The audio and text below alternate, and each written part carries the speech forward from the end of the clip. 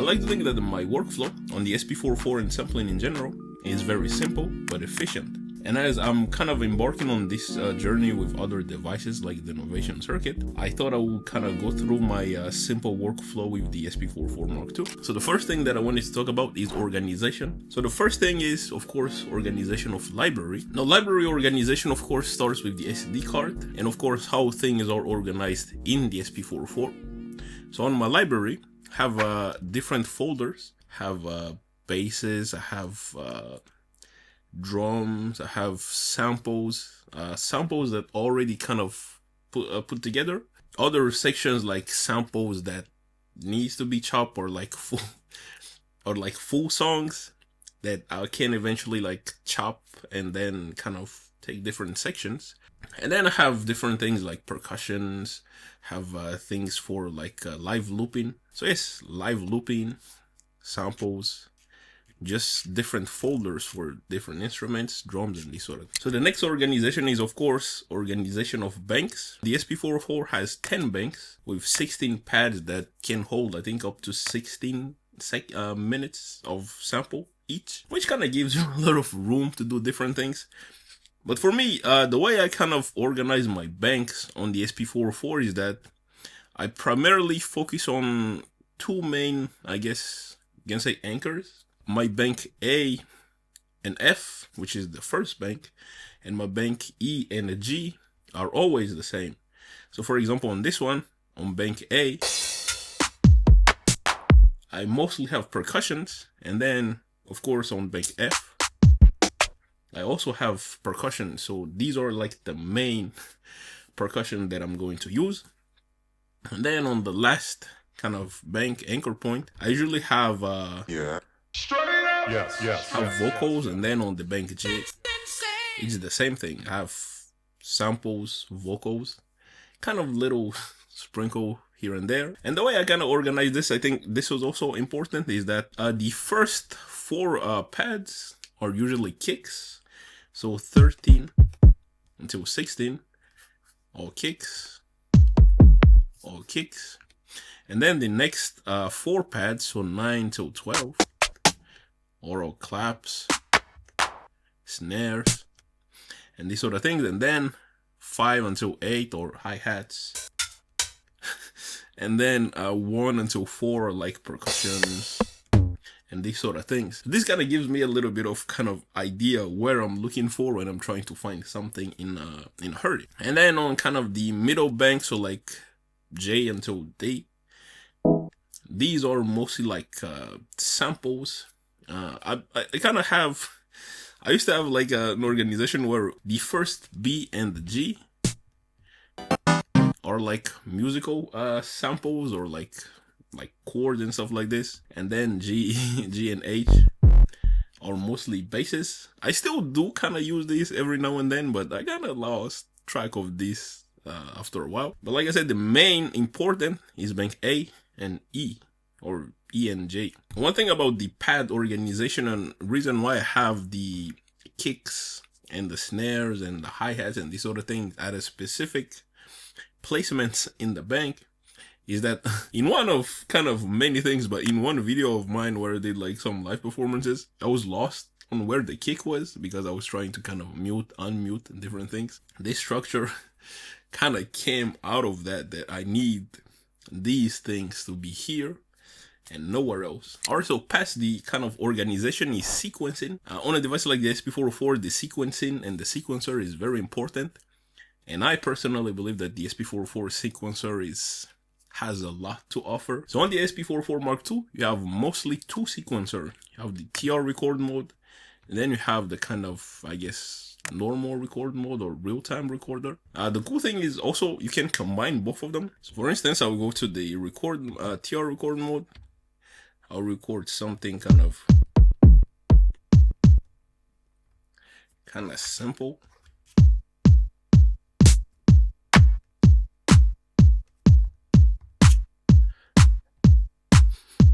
And then this has been done in the TR record mode.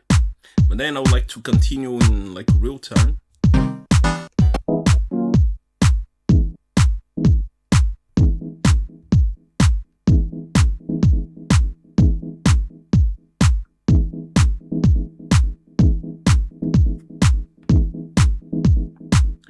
So now this has been recorded in the real-time mode, but you still can see the steps in the TR record mode.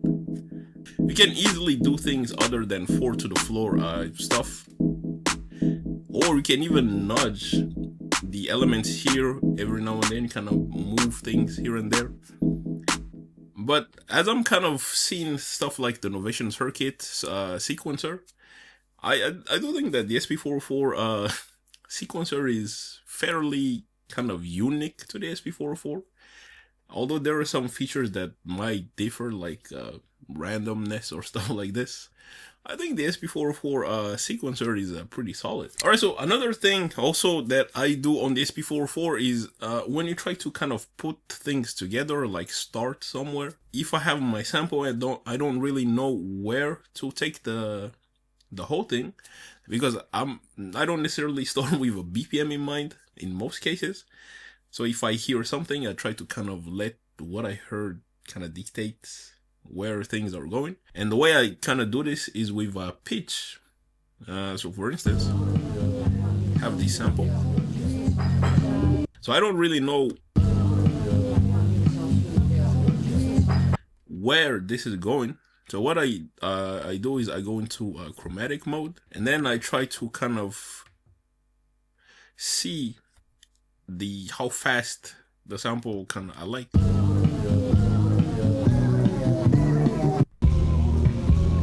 So for instance here, I like the slower pace of the sample.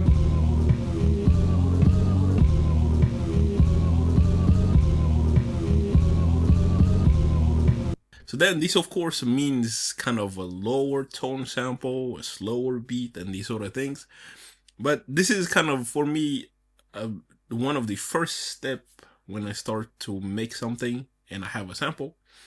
Figure out where how fast I like the sample, pitch it up and down, these sort of things, and see how the speed is going to be of the whole project. Now sampling is of course a very important thing, for me at least, and especially on a device like the SP404. For me, the way I approach sampling in general on this device is I don't necessarily chop the sample, as in like chop different section. I prefer more to have like kind of a bigger section, and then I copy paste it across different pads, and then I adjust the beginning and ending.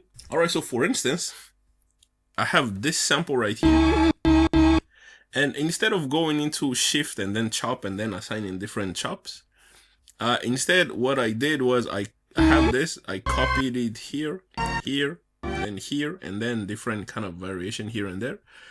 So for instance here, I have the chop, or at least the start of the sample, kind of use it as the chop, fairly kind of earlier at the beginning of the sample.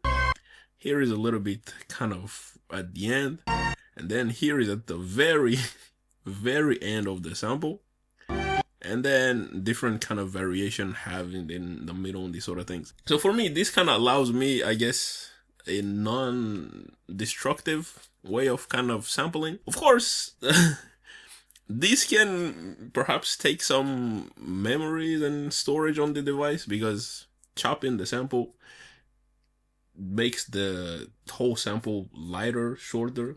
This doesn't. But on the SP404, I think this is not really an issue. On kind of more limited devices, storage and stuff like this might be an issue, but on the SP404, so far it's not. So now, one thing, I guess, all in all, an important thing is that at the end of the day, you want to have something that is kind of together, or something recorded. For me, with the SP404, I usually like to record everything as it is from the SP404. I don't necessarily always doing like stems export and these sort of things. I kind of record whatever I get on the SP404 into a recorder, Audacity, Logic, these sort of things, and then do multiple takes. But I don't necessarily record stems, then kind of rearranging things in the DAW. One downside of this is that, as great as a device like the SP404 is, it's not always comparable to a DAW, I guess. The quality you get from a DAW, all the adjustments that you can do in a DAW, compression, EQ, and these sort of things.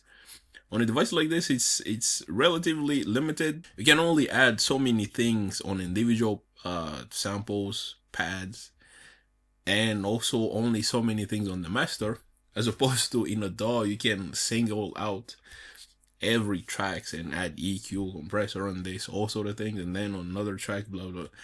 So on this, it's very limited, but somehow this is something that I kind of like, because it gives some sort of uniqueness. Of course, that's not to say that you don't need to do any sort of adjustments once you're in a DAW, but you do like adjustments, limiting and stuff like this. But whatever comes out of the SP404 or any gear for that matter, any combination of the gear, that's what I'm recording. And then I do different takes, try to kind of combine them and rearranging different things. All right, so one last thing, I guess, are effects. As far as the SP404, I mainly rotate around the same kind of effects. So that is delay, reverb, and filter, and then EQs, and of course, SP404 DJ effects looper. I mean, that's the main thing. The scatter effects. Usually when I have other devices connected to the SP404, like the S1, I use chorus a lot, because that kind of gives a little bit more character. But I have effects default, of course. Like for the delay, I have the delay at 1/8, and then the level is kind of something that I adjust every now and then.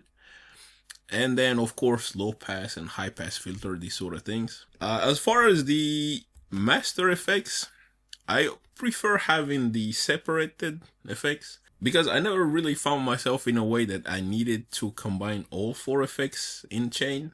So I like the 3 effects, so bus 1 and then bus 3 and 4, or bus 2 and then bus 3 and 4. And of course, the best combination for me is 303 vinyl sim and then compressor. I guess this is always kind of the go-to on my favorite. No, of course, now that I have kind of a real limiter and compressor, I tend to use the compressor on the SP404 less. One thing about this kind of approach is that this is not fully, I guess, structured workflow, but just a few key points that allows me to kind of work easier and find things easier on the SP404. And ultimately also the goal is perhaps to have fun, kind of watching things build up, and then you can just play around with it with different effects, DJ effects, looper. Ultimately, I would say the thing is to have fun. If there is no fun in making them, there is no real reason to be doing it. So yes, so that's my kind of simple workflow on the SP404. I hope it inspired. But yes, thank you for watching, and then I'll catch you on the next one.